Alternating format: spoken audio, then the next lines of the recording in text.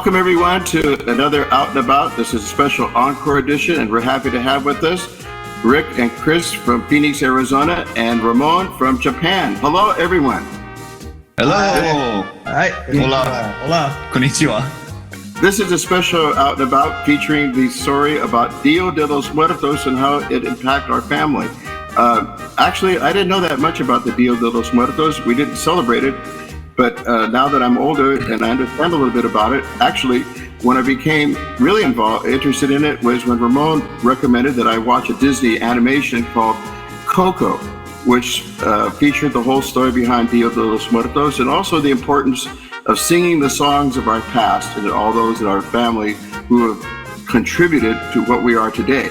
So let's start the discussion with what started me. Actually, I think probably one of the most momentous moments this year was to learn how I got my name.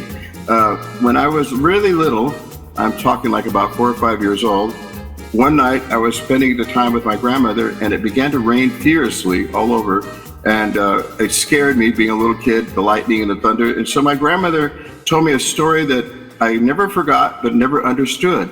She told me the story about once when she was living in San Antonio, it was raining. She went to see a priest at church, and she wanted to have the priest pray for 2 little babies. She had 2 babies she said were sick, and she was afraid they were going to die. And the priest, instead of offering condolences to her, basically told her to suck it up. Everybody has problems, and go home and don't worry about it. And I guess his indifference to the whole thing upset my grandmother greatly. And as she left the church, she told me it started to rain. And it rained harder and harder and harder as she ran through the streets, hurrying home to see her little babies. Well, what I learned from Grandma was that it wasn't a really happy ending because both the little babies died. Both babies died.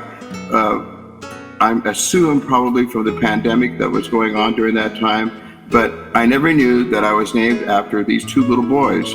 I wish to honor on this Dia de los Muertos my grandmother's 2 little boys, Ricardo and Victor.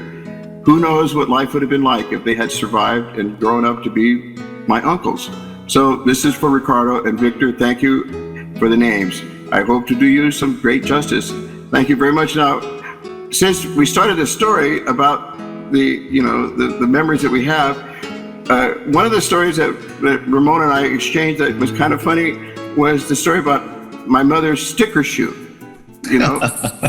My mother used to always have it when she called it, if you didn't do what you were supposed to do, you got the sticker shoe, and everybody would run in terror. I have to take the responsibility and say that I was the one that gave the name to sticker shoe, and maybe even gave her the idea for the weapon. But what do you guys have any memories about my mom and the sticker shoe that you'd like to talk about? I think I remember saying like a flip-flop once, and I heard that was the sticker shoe, but I wasn't sure. And I didn't even know the word chancla at that point in my life, but like some Mexican friends told me, they said, oh, she took the chancla to the next level with the stickers, Well, for me, I didn't get, ironically, I never got threatened with the sticker shoe. It was always when Gabe and Ramon would visit, because looking back, I was very obedient around my grandparents and very rarely needed to be asked to do anything twice, because I would do it. But when Ramon came over, there was all kinds of rule breaking, there was lots of mischief, and so that's when we became introduced to the sticker shoe. In my recollection, it was this green flip-flop, like a lime green flip-flop. And it's interesting for me to hear your genesis of the sticker shoe, because the legend that we had, as far as I recall, is that I had the sticker shoe and that she used it and swatted it into a cactus to get it nice and stickery for us, and that if we didn't do what we were supposed to do, she would do it on us.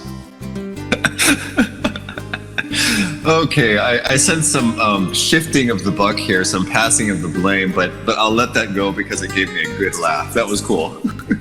Well, certainly I never got threatened by the sticker shoe, but it seemed to be a very prominent discussion when Gabe and Ramon came over, so I can only leave you believe that they were the ones who looked in need of the sticker shoe. Another favorite memory that I have, I came in early one morning from working all night, and my dad was sitting in the kitchen, and when I came in, he started speaking to me in Spanish, and the first thing he said to me was, please sit down. I'm going to make you I'll make you some pancakes. Now, my dad always loved pancakes. When I grew up, we had pancakes every Sunday, and whenever we went out to eat, he always took us to a pancake house, because he liked to order the little dollar pancakes, And so my dad said, sit down, I'm going to make you some pancakes. And so I did, and it was really great. We sat there at the table, both of us eating our pancakes, and he was having his coffee, and we just sort of shared the day and how things were going. And that was a very favorite memory of mine, and I mentioned that to Ramon as well. Yeah, because it was a surprise for me to hear that Grandpa loved pancakes, because I love pancakes, and that was a shock for me. But it was great. It was wonderful. It's like, hey, we had that in common. Cool. Because, you guys lived next to them for a while, and you were down there all the time, so you got to see them more. But me and my brother, we only got to see you guys once or twice a year at the most. So I can't remember specifically, having pancakes with him, but I probably did. I remember having pancakes there and scrambled eggs with salsa on them, and eating the scrambled eggs with tortillas. But the pancakes were really nice. So I made a little picture of Grandpa serving mini me some pancakes, and looked at some photos of the photos of the kitchen to try and get it right. Yeah, the kitchen looks really authentic. Definitely got the curtains. Yep, it's dead on portrayal of that kitchenette in the area where we all would sit and would eat. And that leads me a little bit, if you don't mind, into some of my memories, which were shorter.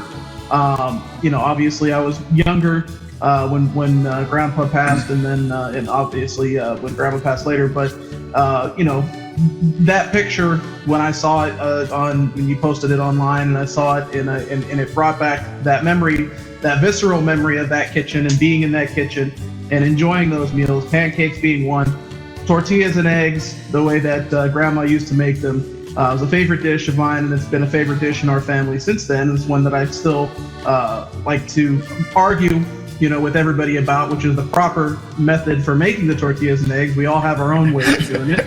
Mine being the best, but the most authentic. So the tortillas and eggs, I remember that. Of course, I think we all remember sitting in the kitchen, as being in the kitchen, and having Grandma make warming tortillas over the open gas stove. And that's a definite memory. Was eating hot tortillas warmed over the gas stove, and of course counting beans on the counter, cleaning the beans out into the colander and separating the beans and getting ready to make the beans. So, the memories that I do have of that house and of both of them are mainly centered around being in that area, being in the kitchen, eating, sharing meals, and in the backyard and those kinds of activities. I'm surprised you didn't mention the paunch. Oh, well, RV had mentioned the pauncher earlier in an earlier thread, which was a form of a bean mashing implement, we used to call it, Grandma used to call it the pauncher, her pauncher, and that's what she would use to smash up the beans with. And so I found a picture online and posted that into one of the messenger threads earlier, and we all got a good laugh out of that. Ramon had talked about that we lived next door to Grandma and Grandpa Romero, and so it's true, that was part of my daily ritual from the earliest I can remember, going to school, basically preschool, going, or kindergarten or first grade, going over next door, as we called it, and spending time with Grandma and Grandpa after school. And for me, Grandma used to always make a bean burrito and a cheese crisp for me, and she'd have it waiting for when I got home from school, and that was my afternoon snack. And to this day, bean burritos and cheese crisps are my comfort food. So I can eat them every day. And so if I go to a Mexican restaurant, or we're done playing around the golf or something, oftentimes that's what I want, and makes me very happy. And then the other memory that I have regarding the pancakes, I don't know if Ramon or Ramon. remember this. What that was your pancake there, Ramon. Oh, okay, I didn't see that. I don't know if you guys remember this. And Paps, I don't know if Grandpa did this for you as well, but Grandpa didn't just make pancakes; he made pancake art. Do you guys remember that? Yes. It sounds What vaguely I mean by familiar. that is that he had different shapes and different kinds of pancakes that he would make. He liked to show off with his pancake making in a number of ways. For one, they were always perfectly brown. They weren't, charred, they weren't undercooked, and they always had a really solid consistency. And maybe that came down to the way he mixed it and the ratios that he used in the batter. But he would make custom pancakes for us. So he had a Mickey Mouse pancake that was very popular with the 2 ears and Chocolate chips for eyes. And And then he also made pancakes with letters. So he would make me an R pancake and Gabe a G pancake and Chris a C and so on and so forth. So I always remember the pancake art. And I've tried to emulate it a little bit in my own pancake. When I was young, my dad and I, we used to go every Sunday to fly airplanes. But one Sunday, he told me this one story that I thought was really funny because it was something that he did. You guys remember on the table there in the kitchen, there was always a jar that used to have these peanut-shaped chilies. So there was always this jar of little peanut-looking chilies, They looked exactly like peanuts. So my dad told me this story once when we were going out to fly planes. He said that during the war, when he was on the ship, they would get their mail and packages from home. And there was this one guy in their company who always, would mooch off everybody else. If anybody got something from home, he'd be right there and try to mooch some of the stuff. So the guys didn't like that all the time. He was always taking the stuff and eating it that they didn't, they'd want to share. They got it from home. And so one time my mom sent my dad a bag of these peanut-shaped cheese, and so this guy, in his usual custom, came over to try to mooch some of the peanuts from my dad. He said, "What are those? They look like peanuts." And my dad said, "Oh, they call these Mexican peanuts, And the guy says, "Well, I love peanuts." So my dad said he handed the guy the bag and he got a whole handful of them and put them in his mouth, And he says the guy just suddenly just went, "Ah!" And he ran and he jumped overboard the ship because he was just burning up. It was chilly. And when my dad told me that story, I just couldn't stop laughing, So the Mexican peanuts. But then I learned, that the ability to eat these really hot chilies actually was a family trait that everybody in the family did. I wasn't really that good at it, but my brothers, my uncles, particularly my mother and dad, and the uncles, they always put lots and lots of chili, And so my dad told me that in the family, his brother Reyes was, the family chili eater, and that he would go to bars and stuff, and people would challenge him to contest, and he would win the contest and get free drinks because he could eat all these really, really hot foods. So I remember I told that story to Ramon. Well, there was 2 parts to that. One of them, some of this we've learned from your cousin Salvador, Uncle Sal.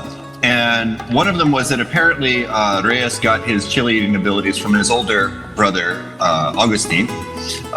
So I did this picture of them eating that, the master of fire then, of Augustine teaching Reyes. And then when I met Salvador last summer, he said Reyes would go to the bar a lot, and these guys would make some concoction of hot sauces, and he would just drink it. And there was a bet. The bet was they would buy his beer if he could drink it, and if he couldn't drink it, he would buy their beer. And he never lost the bet. He never lost. And so I did this of the undefeated, El Invicto, the undefeated here, them thinking they could get him, and they never could. That's by the way, show the picture one more time, Ramon, and you'll see that Reyes always has the crown on his hat because in Spanish, Reyes means king.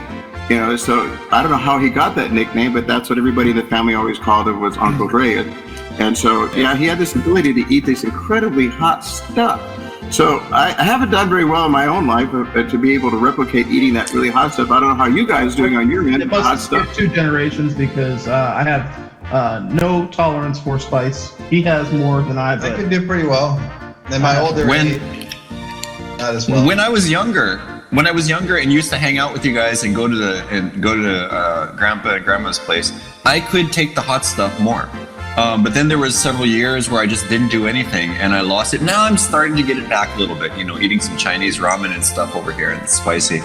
But in honor of Reyes and the family tradition today, I have some leftover Taco Bell packs from last year.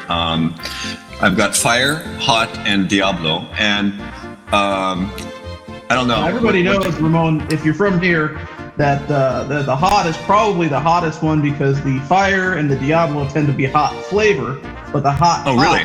is more. That's my experience, but maybe other people can say that. RV? That you're not going to get a whole lot of spice in the Taco Bell hot sauce, but you will get some really of course entertaining comments on the hot sauce package itself. That's true. Such as "I love you" and "Just eat me" and too good to be true. Yeah. So I mean, that's probably the best thing about the hot sauce. Taking requests. From a culinary standpoint. And sorry, Mom. Exactly. So, well, but I still think I'd like to see you. Actually, I don't want you just to eat one. I think in the honor of Reyes, I think you should drink them all in a shot glass and so you take it. I don't think I have a shot glass, but my brother David would open the taco sauces from Taco Bell and just put them in his mouth straight away. So why don't you try it, Uncle David? Yeah, Uncle David. Back in the days when they didn't have, when I saw Uncle David do it, if I'm not mistaken, it wasn't the fancy little packages like this. They used to actually come in little plastic containers. And that's right. I would see him shoot them like that. So I do remember that. All right. I'll start with Hot, Fire, and Diablo, I guess. Yeah. Do it Uncle David style. Yeah. Right in the old mouth there, All right. If I go off camera, you know why.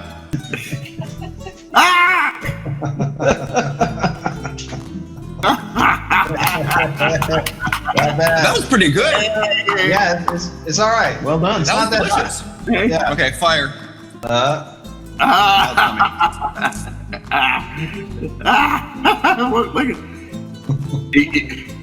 Oh my Lord! Do you have a beer next to you there, Ramon? I will in a second. Beer. He drinks wine. That's got a different. Chris, you're right. That's got a different flavor. It's got a spicy flavor, but less of a heat. Well, the Fire's got a little more like vegetable-ish kind of stuff in there. Okay. Diablo. There it is. Now that one, I have to admit, I may have led you astray on that one. That one probably will get you. But I wanted to see if you go with it.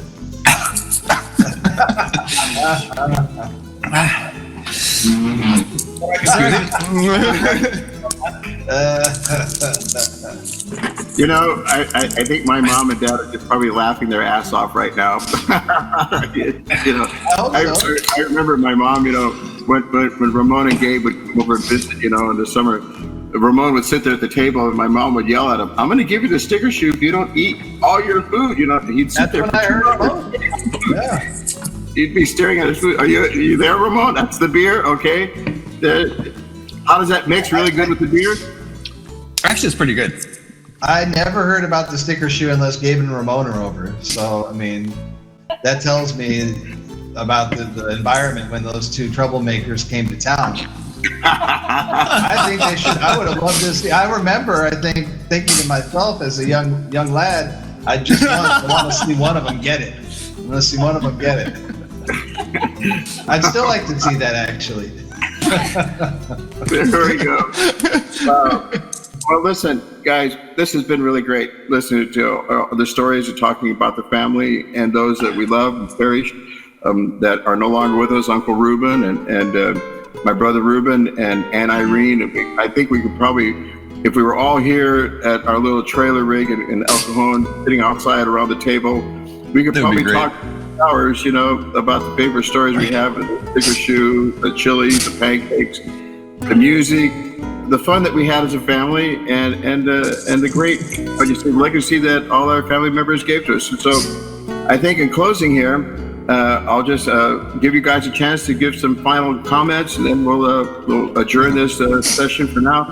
And then hopefully we'll do another one soon for the Out and About show, where we're all together. We can talk about some of these memories that we have about our family and some of the experiences we had.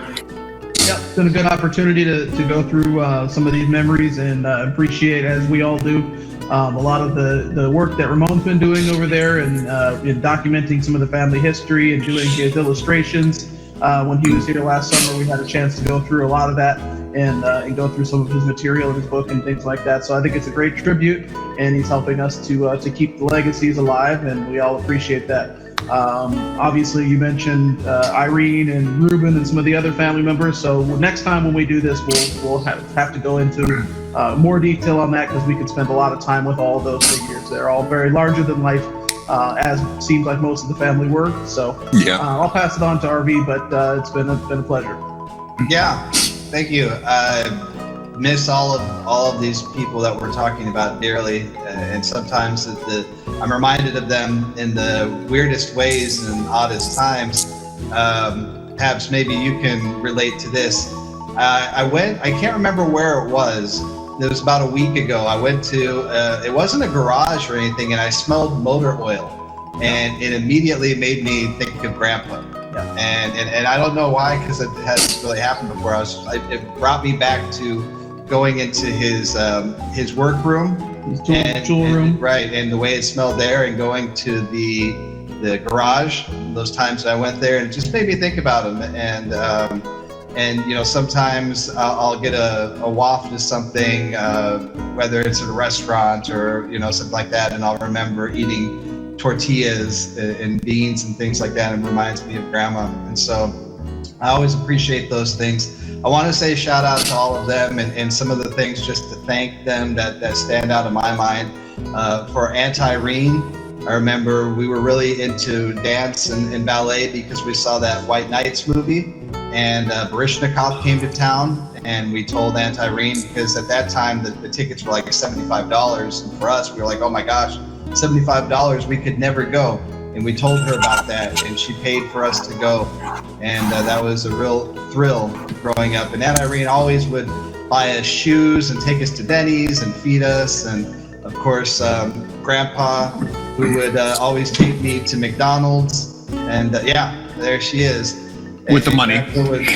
Yep, and Grandpa would buy me Happy Meals and watch me play on the playground, and Grandma, who always made me food after school, and they gave me CDs to listen to, and then Ruby, if we have a second, there's I think a great Mexican food story that maybe Chris could tell about Ruben in Mexico. Yeah. You want to share? I'll go quickly, but Paps will remember this as well. You know, in 2001, we took Ruben on a Mexican Riviera cruise, and we went to 3 ports of call, and so he was, you know, off and on and limited in the amount of time that he could spend up in the chair. So he chose the destination in Mazatlan to go out and explore, and we took him out in the manual push wheelchair and loaded him in the back of a truck.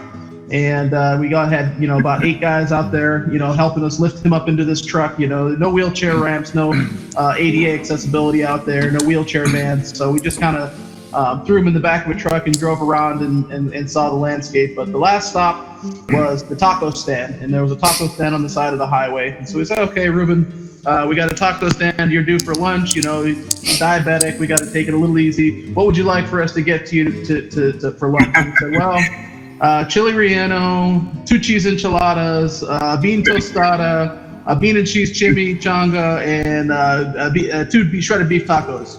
That should do. And rice So we and beans. compromised, and rice and beans, of course, a side of rice and beans. So we compromised that down to a few items, and he had enjoyed some authentic Mexican food there, and then we took the rest back on board with us for dinner. Wow.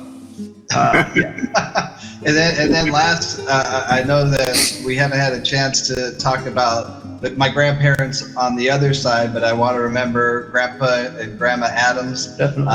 Also, a lot of food memories with both of them. They were vegetarian. It was a little bit on the other side, but we talked about Grandpa Romero being able to make pancakes and pancake art. Well, Grandma Adams had the market cornered when it came to Swedish pancakes. Still does. And, that was a real treat to have that.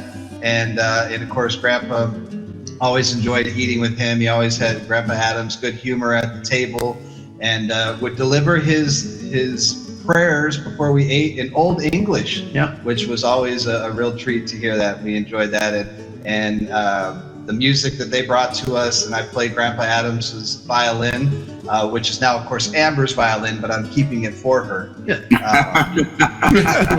Right, and the piano and everything like that, and so just love everybody on all those sides of the family, Grandpa and Grandma Adams, and Grandma and Grandpa Romero, and everything they contributed to our lives. Where I have my desk, my workspace at home, I still have next to me, interestingly enough, I actually have a Grandma and Grandpa Adams piano there in the one room, and then I have Grandma and Grandpa Romero's piano in the other room.